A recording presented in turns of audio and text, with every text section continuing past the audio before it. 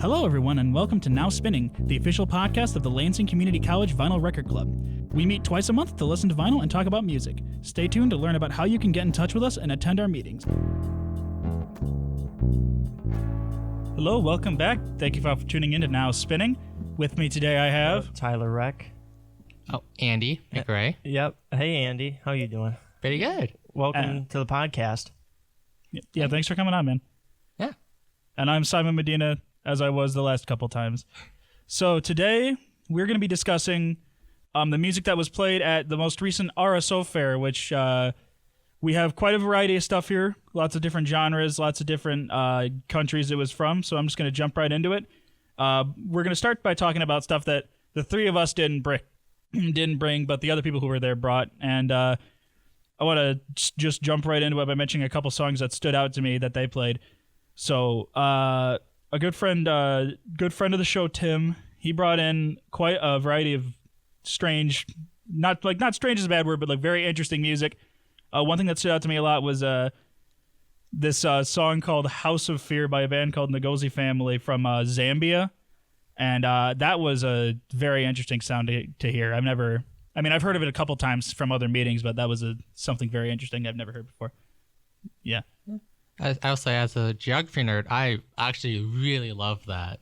Just seeing something unusual like that from like across the world. Yeah, no, there's a lot of that in the club. People bring in stuff from all over the place, not just America, England. It's like that Africa. Yeah, especially that Zambia. It's like there's like a surprising amount of rock bands from that, like just that specific scene that make a lot of great music that I've been getting into lately, and it's fantastic. Also, from another sort of distant country, we have a Heartbeat from the compilation album Pacific Breeze 3, which is a compilation of Japanese city pop music from the 80s. And this one I really like this kind of music because city pop. If Maddie were here, my roommate who was on one of these episodes a long time ago, they would talk about this genre for a long time. But all I can say is that I quite like it. It's a good vibe. Interesting. It's a good vibe for at least like an event like this, definitely. I don't know. Is there anything that you saw that you found interesting, Tyler? I liked the David Lee Roth. I like Yankee Rose. That was a good one. Shy Boy, that was pretty good too. Kind of like we had a little bit of a rock block there where we all played kind of good rock and music, like Iron Man or stuff like that. Iron Man, followed up by I Love Rock and Roll by Joan Jett. Followed up by Any Way You Want It by the Dave Clark 5, which is actually pretty kind of rocking, not going to lie. Yeah. But just to tie it back, though, to that David Lee Roth record, that was Sarah who brought that in, who we mentioned her a lot on this show as well. She's another friend of the show. I was not expecting that, honestly, from the David Lee. I was kind of expecting it from the David Lee Roth album, but I never got into it myself. And it seems like there's more to that than I would initially have thought just by looking at it. Yeah, the first thing you think of when you see the album is most people, I should say, not everybody, most people know the give me a bottle of anything and a glazed donut to go. Yeah. And it's it cuts into Yankee Rose. Exactly. I just thought it was interesting that they recorded an entire version of the album in Spanish along with the regular English version. That was interesting to me. Yeah. They don't do that very much anymore. I've seen a couple albums like that, but this one... I was doing some research on that, and he was before that, he released an EP of stuff, kind of loungy stuff, I believe. But because I was looking up Ted Templeman production credits, and he produced this album, Beat 'Em and Smile. He produced that, which is, pretty cool. He's all over the place. And I found out more about it, which was pretty cool. That's good. You sent me that text earlier to look into that. I've definitely heard that name a couple times before. But especially if you're a fan of the next song, What a Fool Believes by the Doobie Brothers. Oh boy, are we going by... Well, we'll get to what I brought in just a bit. But one more before we move on from the other things people brought was we had another interesting album that I wanted to talk about here, which is Electricity by Abibio Sound Machine, which is an African, it's African disco fusion kind of thing, like funk rock. It was very fascinating to me. I've heard of them a couple times. and like I'm a big Talking Heads fan, especially the Remain in Light kind of stuff. So this was very much in that same vein. I thought that was very fascinating. I'd like to check these guys out more. I that's all I had to say. It was very nice. So moving along though, Andy, why don't you take us through what you played today and why'd you played it and what do you think about it? So as the promotions chiefs, I brought in stuff that's kind of recognizable, hoping to bring people into the stand to get some more people to sign up for our awesome club that we have. Yeah, that is smart. That's what I did at the RSO fair last year. Yeah. So I brought in stuff like you can call me Al because you can call me Al. Everyone knows it. Everyone loves it. I also brought in Billie Jean just to get the vibes going. Yeah. I also brought in some ABBA. Also for the same vibes reasons. I mean, it's a very simple reason why I do stuff. So. Knowing me, knowing you, that was a really good song. We had a little discussion there about Dancing Queen, how I have the 45 of that, which was, good to talk about stuff that, I kind of know, because I hate to isolate myself, but people talk about Ween or something like that. I know kind of just jazz fusion, Ween, Weezer, stuff like that, and I'm just sitting there mind empty because I do not know much about all that. But bring up the 70s or the 60s, like what Andy brings, and I know it pretty well. Yeah, I mean, I think you had the right idea though, definitely, with trying to bring stuff to appeal to people, because I think you made good choices. Just that ABBA record. Yeah. I mean, I haven't listened to that album all the way through, but I personally have a lot of ABBA related, I don't want to say trauma, but I participated in Mamma Mia, and that was in the pit orchestra, and I learned to play many, many ABBA songs. It was a fun, interesting time, and that's a band that it doesn't seem that complicated on the surface, but you dive into it, and it's very it's very fun to listen to. Yeah, it's very well crafted music too. They put a lot of effort into making it as perfect as possible, and I think that really comes across on this song especially. The album that I brought in also has Dancing Queen on it. Yeah. And so it's I thought, hey, everyone knows it. So I was like, let's switch it up. Bring in the people who know Mamma Mia. Yeah. Exactly. And that got me. That got me a little bit. Yeah. But I did enjoy that song a lot. Along with that, the stuff that you brought, though, I want to talk a little bit about my personal choices, the couple albums that I brought. I didn't get to play everything I wanted to today, but that's perfectly fine because everybody else got the chance to play their music, and I appreciated that a lot.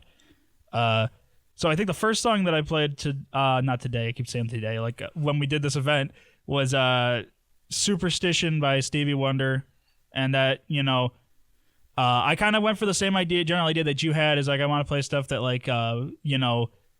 people are familiar with more than the weird crazy stuff, because I don't want to scare people off too early, But Superstition I thought was a good way to kick that off. I love that song. I mean, I dare you to find someone who's that song sucks, I hate it, it's awful. I actually played that for marching band. I had the bass line. That's very cool. Yeah, the da da da da da. No, well, not that one. No, sorry, but the bass line to it. No, I get that. I get that. That's a good song. Simon and I didn't have the pleasure of playing Superstition. Instead, we played Carnival 9. That was the song. I still get nightmares from it. We don't need to talk about it today if you don't want to. That's fine.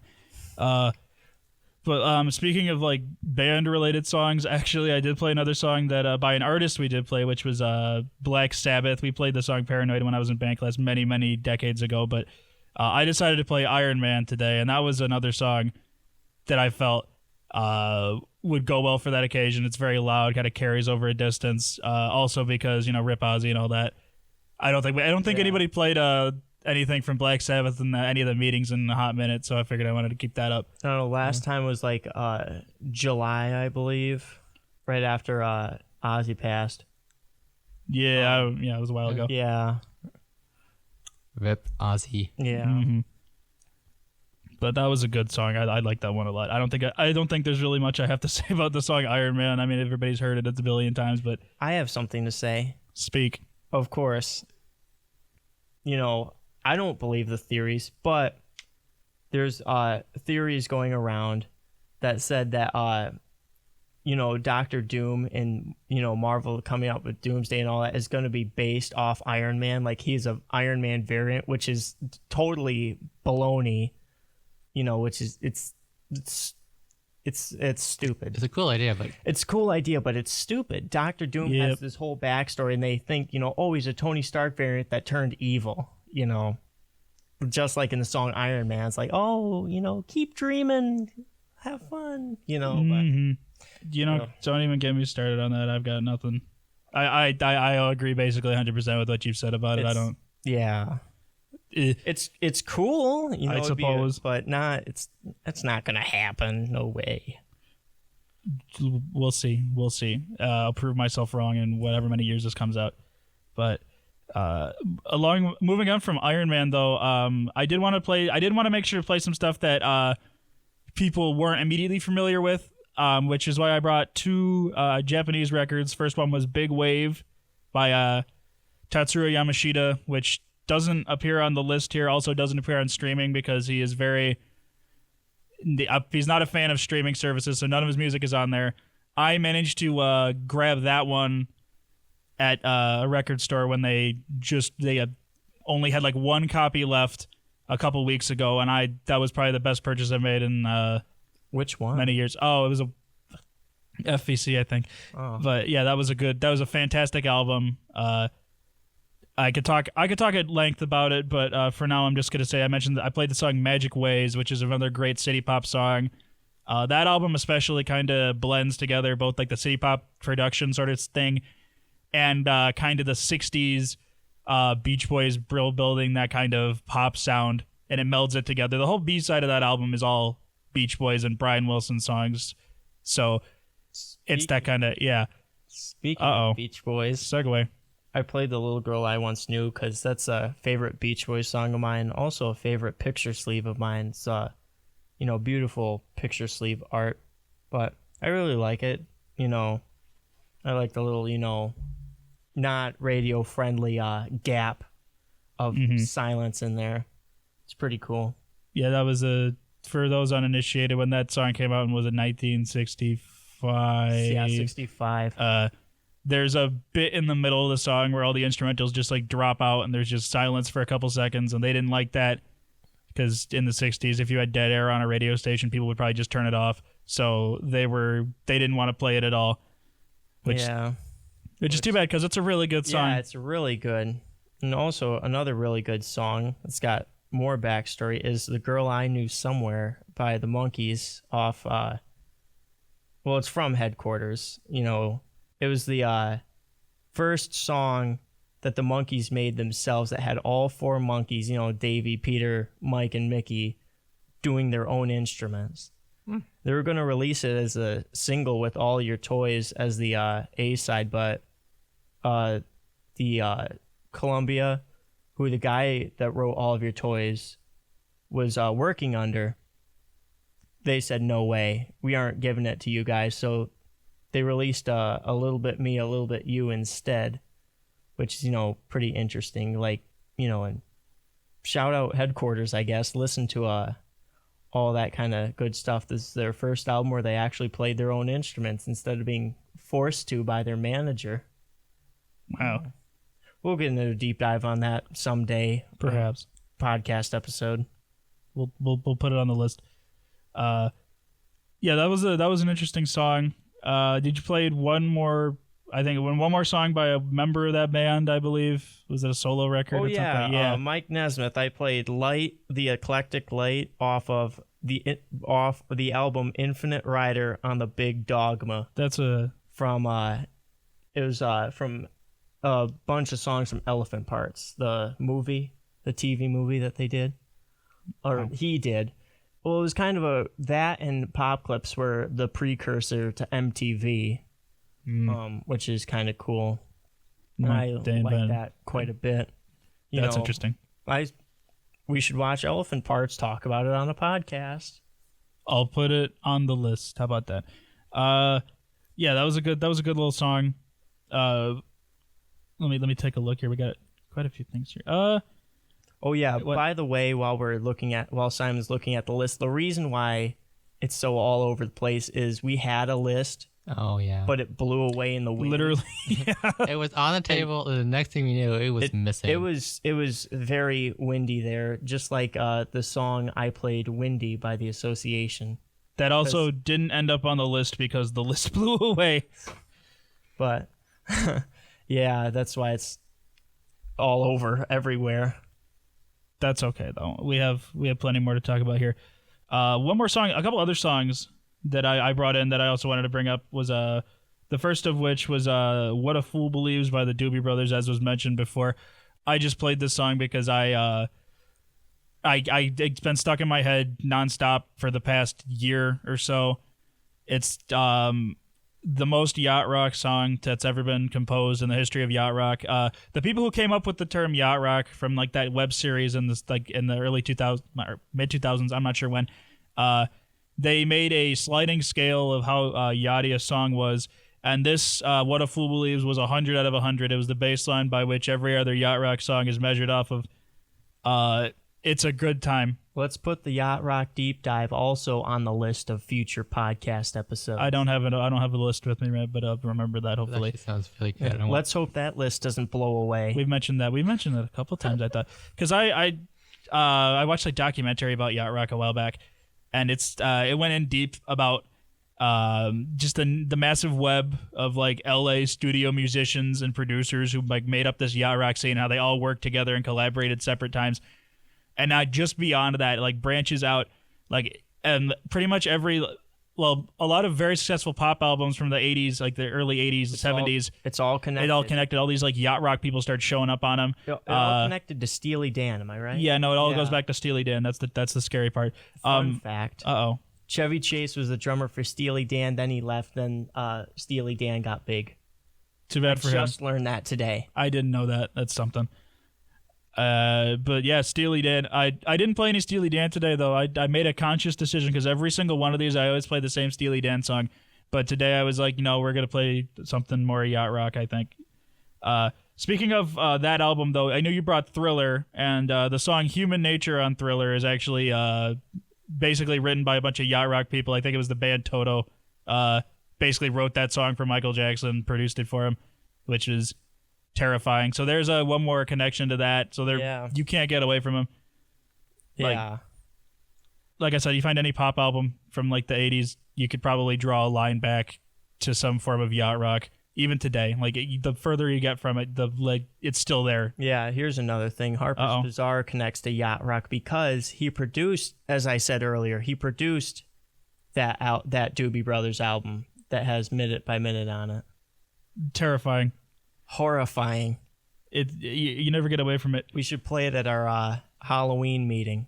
It's not scary. It's not a like a jump out and scare you kind of scary. It's more of like an existential horror scary, which I don't know if that translates as well for those who don't know, but I guess that adds on to it. But speaking of a song that I did play that is not, I think, maybe not related to yacht rock, but it could definitely be. I played Surf Wax America by Weezer off the Blue Album, which of course anybody if you paid attention to this show before, we talk about that album quite often. Oh, the iconic Blue Album. The iconic Blue Album, four guys on a blue background. I played that song. I was originally going to play My Name is Jonas, but I got tucked into playing Surf Wax America because we had played a bunch of like indie rock songs in a row, and we wanted to keep that sort of vibe going. I'm not sure how indie Weezer is, but that song's more like it. I like Surf Wax America. I'd say it's out of all the songs on there that are known by everybody, I'd say that's underrated. I guess as underrated as any Blue Album song could be, that would be one of them. I like that one. It's almost a Beach Boys tribute thing, like early Beach Boys surf rock kind of thing, which, that whole album was very, if you'll believe me, that whole album was kind of inspired a lot by, like Beach Boys, that kind of stuff, Beach Boys, Beatles, early, it's like mid-60s stuff, if you believe me, like power pop. And that's the crazy thing. It's like, oh, here's something that sounds, that's like 60s reminiscent. Like they were inspired by the 60s to, do this. And it's like, it's okay. I don't know. I feel like the person that did a 60s tribute best was John Mellencamp. I liked it a lot. I thought it was pretty good. Well, let me take a look. I'm taking a look at this list here. We're just kind of jumping around, but I would also like to say that there's Marty and the Captain by Harvest King. I actually meant to play Dancing in the Moonlight, which is the A side to that 45. You should save Dancing in the Moonlight and play it at the first October meeting. Yeah? It's like, wouldn't you think that's like Dancing in the Moonlight's kind of like an autumny kind of thing, like when the leaves are changing and stuff. It reminds me of working on Mackinac Island, to be frank with you. Yeah? Yeah. But Marty and the Captain, that was really good. That was kind of like, I don't know the scale of yacht rock, but happy accident. Yeah, it's like, to be fair. Yeah, exactly. It's like, it feels like something I'd listen to on a boat. It feels like yacht rock, but I don't know if it's yacht rock. It just has that feel. That's the kind of the stuff where the yacht rock came from. It was that kind of 70s soft rock stuff is where that sort of was born from, partially. So I'd give it like a 1 out of 10 on the yacht rock scale, maybe like a 2.5 if we're feeling it's crazy. On the scale. I don't know. I'm no expert, but that was a good song that got played. Next up is a couple of pop things that I heard a ton on the radio that most people have heard on the radio a ton when they're kids is Everybody Talks by Neon Trees and Picking Up the Pieces by Fitz and the Tantrums. I love those two groups so much. And especially Picking Up the Pieces has that kind of fluty, kind of piccolo-like bit in the middle, just like Windy had, which I think is, pretty cool. And I saw them in concert once when I was a kid. Same with Neon Trees. I've seen Neon Trees so much. And Everybody Talks, that's like their most well-known song, which is really cool. If I could recommend anybody listening right now a band to go see, it's Neon Trees. They're really cool. Tyler Glenn is really, really nice. Like, I got my picture taken with him when I was like 11, I'd say. Wow. And he signed a guitar pick and signed the set list, that we had. It was great. Who played Chaperone? That was Sarah. Sarah. Sarah played Hot to Go. Yeah. That's a wonderful song. I never talk about it here on this podcast, but I do like that album. Like everything I've heard from it, it's a fun time. Chapel Run, she put out a couple more like singles since that album came out. Like I forget the name of the most recent one, but it was they almost did like a dream pop single, which was crazy. It was like kind of almost a Cocteau Twins thing, which I liked a lot. But I am very interested to see what her next album will look like. I'll say that much. I'd have to. That's all I have to say about Chapel Roan, though. I'm not a super fan, but it's very good stuff. Yeah, I'd say so. I mean, it's pretty cool. I hear it sometimes in my car, but we have fun with it because I could tell a couple people just came up and I knew someone was like, "Oh, you guys are playing Hot to Go." That's really cool. No, and I think that kind of ties back to this just general idea of trying to play as like a wide variety of music as we can with this, because like you look at it, we played like funk music. There's like electronic stuff. There's some like rock, metal rock. Yeah. I almost played Louis Armstrong. Just didn't find like the right transition. That's okay. I mean, no, that's the one thing. Nobody played any jazz, but that's okay. I think we can live with the no jazz for today. Yeah, there'll be more in the future. Don't you worry.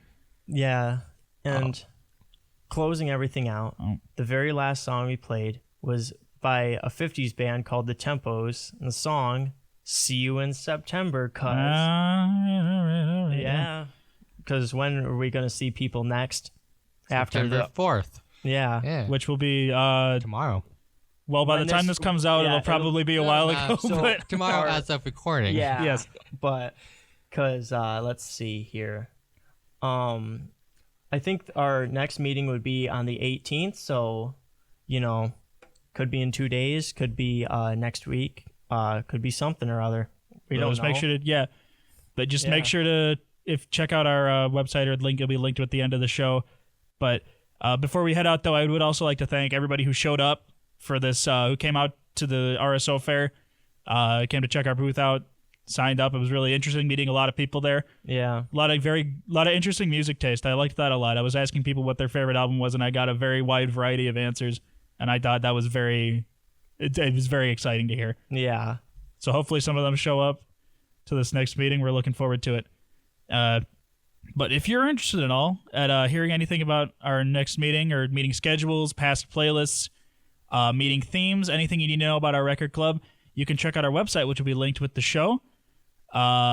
Everybody is welcome to this, whether you've been collecting for your whole life or you've literally never touched a record before. The only thing that's required is a love for music and a willingness to hear something you haven't heard before.